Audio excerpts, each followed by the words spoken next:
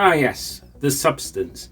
To be honest, I didn't know of this film at all until I saw the thumping trailer and was immediately hooked by its stylish imagery, techno music and advert style voiceover. I saw it a few days ago and I'm delighted to say that The Substance is mostly excellent.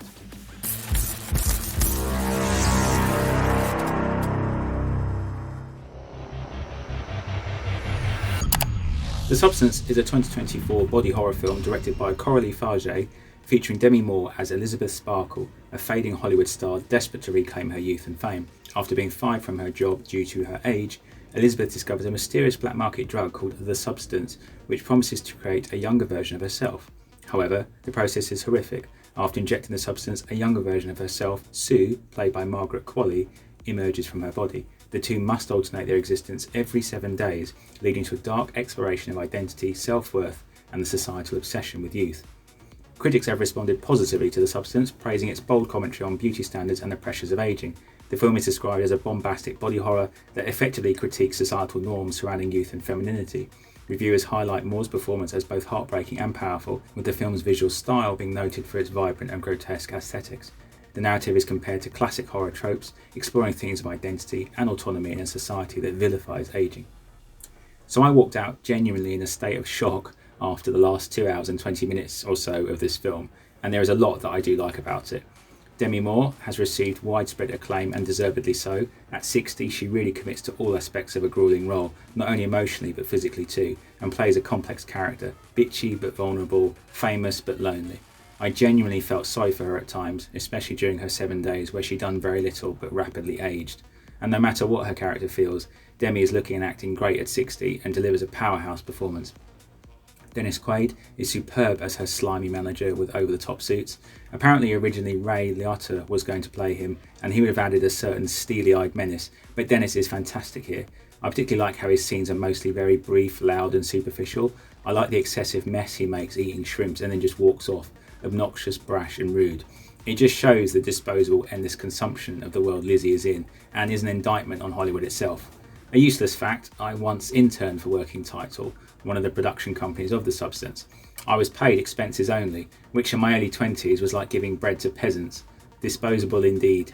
Margaret Qualley is very good, but arguably has a bit of a simpler role to play than Demi, but she certainly has an effectively energetic, seductive and later brutal persona. The Substance is very stylishly shot with cool slow-mo and emphatic tight close-ups. The sound design and music is also superb, very evocative and distinctive. It's also packed with disquieting observations on ageing, loneliness and the limited time of youth. It's a curious mashup of Dorian Gray, a timeless story about a man who makes a pact to stay forever young, and only a painting showing the true ravages of time and disease on his body. You can see there's ideas of this in the exchange process between Sue and Lizzie. It also echoes Brian Yuzna's body horror classic Society, which is a wry commentary on fitting in with America's elite, with plenty of merging bodies and grotesqueness, along with other deformity films such as The Fly, Videodrome, Elephant Man and The Thing. The Substance aesthetic also consists of countless close-ups of eating, flesh, degradation, distortion, conveying the fragility and vulnerability of the human body, and honestly I was wincing when Sue was taking more and more fluid out of Lizzie's spine. Unfortunately, in a world focused so much on appearance, this sort of obsession and self-abuse is very likely, because if everyone that would hire you values the superficial, you would appear to have to value it too. There are two characters I would like to have seen more of. Fred, her avid childhood friend, although I understand why she didn't meet him for a coffee to show how trapped she was by her low self-esteem and vanity, but it would have been a poignant counterpoint and lifeline for Lizzie. And also the male nurse who offered her the substance in the first place. What was his story? But keeping it focused on Lizzie compounded her isolation effectively. A couple of questions I do have though. Are they really one? Because Sue doesn't seem to have the more caring side of Lizzie at all, and they both seem not to remember anything they've done during their turn, but the monster does. What would have been a fun additional strand would be them perhaps communicating to each other, leaving notes, messages, to continue living their 7 days effectively. But I suppose that's the cruel point. Lizzie has no life left. Sue has everything to live for.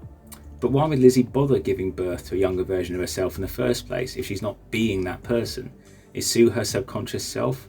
Also, what cost? I mean, this would cost millions of dollars, right? So it doesn't seem much of a return on investment for Lizzie, really. And I suppose Lizzie at Sue's young age may very well not have cared about anything except her career. but the fact it ends with them both viciously hating each other is quite unsettling. It's these contrasts that make the film powerfully effective, and for me, it could have quite easily have ended before it all gets too monstrous. Now for the monster. I'm fully aware this is marketed as a body horror, and indeed the practical effects are spectacular and gross to behold. For me though, it shifted from disquieting and thoughtful to then outlandish and bizarre, somewhat undermining the thoughtful but horrific tone that dominated the first 3/4 of the film. You could have quite easily just had Sue decomposing on stage, which would have been similarly horrifying. The monster does, however, vividly show the tragic costs of pursuing eternal youth and the strain on the human body, and is a very memorable finale.